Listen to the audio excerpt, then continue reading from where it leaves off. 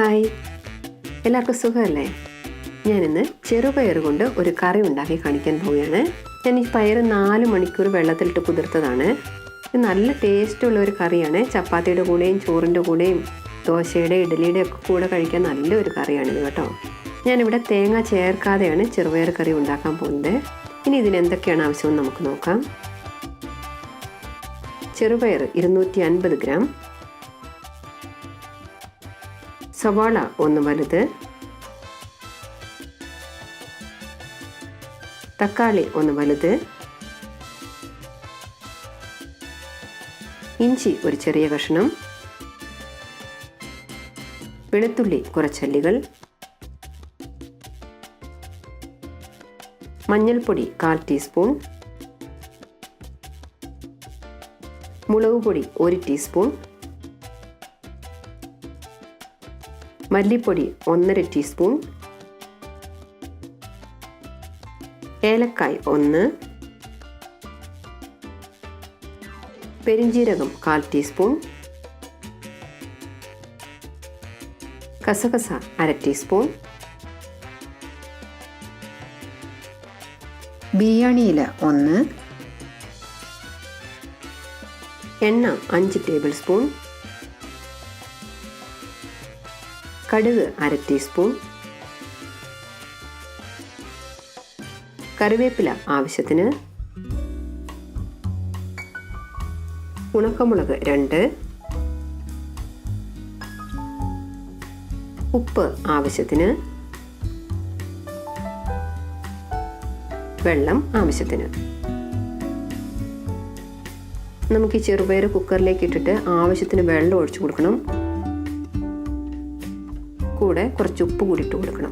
ഈ പയർ നന്നായിട്ട് വേവിച്ചെടുക്കണം കേട്ടോ.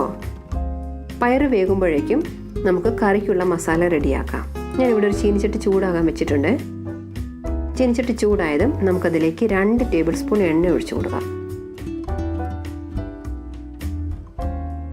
എണ്ണ ചൂടായതും നമുക്കതിലേക്ക് 1 ഏലക്ക, 1/2 ടീസ്പൂൺ കസകസ, 1/4 ടീസ്പൂൺ പെരിഞ്ജീരകവും ഇത്രയും ഇട്ട് കൊടുത്ത് ഒന്ന് മൂപ്പിക്കണം. ഇപ്പോൾ ഇതിലേക്ക് നമുക്ക് ഇഞ്ചിയും കുറച്ച് വെളുത്തുള്ളി അല്ലികളും ഇട്ട് കൊടുക്കാം. കൂടെ ഒരു സവാള മുറിച്ചതും ഇട്ട് കൊടുക്കാം. സവാള വേഗം വഴന്ന് വരാനായിട്ട് കുറച്ച് ഉപ്പ് കൂടെ നമുക്ക് ചേർത്ത് കൊടുക്കാം. ഇപ്പോൾ ഇത് ഒരുവിധം ഒന്ന് വഴന്ന് വന്നിട്ടുണ്ട്. ഇപ്പോൾ നമുക്കിതിലേക്ക് ആവശ്യത്തിന് മസാലപ്പൊടികൾ ചേർത്ത് കൊടുക്കാം. 1/4 ടീസ്പൂൺ മഞ്ഞൾപ്പൊടി, 1 ടീസ്പൂൺ മുളക് പൊടി, കൂടെ 1/2 ടീസ്പൂൺ മല്ലിപ്പൊടിയും ചേർത്ത് മസാലയുടെ പച്ചമണം മാറുന്നത് വരെ നന്നായിട്ടൊന്ന് വഴറ്റിയെടുക്കണം. മസാലയുടെ പച്ചമണമൊക്കെ മാറിയതും നമുക്കതിലേക്ക് തക്കാളി ഇട്ട് കൊടുക്കാം. തക്കാളി ഒരുവിധം ഒന്ന് വെന്ത് വരുന്നത് വരെ നമുക്കൊന്ന് അടച്ചു വയ്ക്കാം. ഇപ്പം നമുക്കൊന്ന് തുറന്ന് നോക്കാം. തക്കാളിയൊക്കെ ഒരുവിധം ഒന്ന് വെന്ത് വന്നിട്ടുണ്ട്. ഇപ്പം നമുക്കിത് ഇറക്കി വെച്ചിട്ട് ഇത് നന്നായിട്ടൊന്ന് തണുത്ത് കഴിയുമ്പോൾ നമുക്കിത് അരച്ചെടുക്കണം. ഇനി നമുക്ക് കറി എങ്ങനെയാണ് ഉണ്ടാക്കുന്നത് നോക്കാം. ഞാനിവിടെ ഒരു കടായി ചൂടാകാൻ വെച്ചിട്ടുണ്ട്. കടായി ചൂടായതും നമുക്കതിലേക്ക് 2 ടേബിൾ സ്പൂൺ എണ്ണ ഒഴിച്ചു കൊടുക്കാം. എണ്ണ ചൂടായതും നമുക്കിതിലേക്ക് 1/4 ടീസ്പൂൺ കസകസ ഇട്ട് കൊടുക്കാം. കൂടെ തന്നെ ഒരു ബിരിയാണി ഇലയും ഇട്ട് കൊടുക്കാം. ഇത് മൂത്ത് നല്ല മണം വരുമ്പോൾ നമ്മൾ അരച്ച് വെച്ചിരുന്ന അരപ്പില്ലേ, അത് ഇതിലേക്ക് ചേർത്ത് കൊടുക്കാം. ഈ അരപ്പ് നന്നായിട്ടൊന്ന് ഇളക്കി യോജിപ്പിക്കണം. ഈ അരപ്പ് നന്നായിട്ടൊന്ന് തിളച്ച് വരുമ്പോൾ നമുക്കതിലേക്ക് കുറച്ച് വെള്ളം കൂടി ഒഴിച്ചു കൊടുക്കാം. ആവശ്യത്തിനുള്ള വെള്ളം ഒഴിച്ചു കൊടുക്കണേ. ഈ കറി നന്നായിട്ട് കുറുകി വരുന്നതാണ്. ഇനി നമുക്കിത് കുറച്ച് നേരത്തേക്കൊന്ന് അടച്ചു വെച്ച് വേവിക്കാം. ഇപ്പം നമുക്കൊന്ന് തുറന്ന് നോക്കാം. കണ്ടില്ലേ, നമ്മുടെ മസാല അരച്ചൊഴിച്ചതൊക്കെ നന്നായിട്ട് തിളയ്ക്കുന്നുണ്ട്.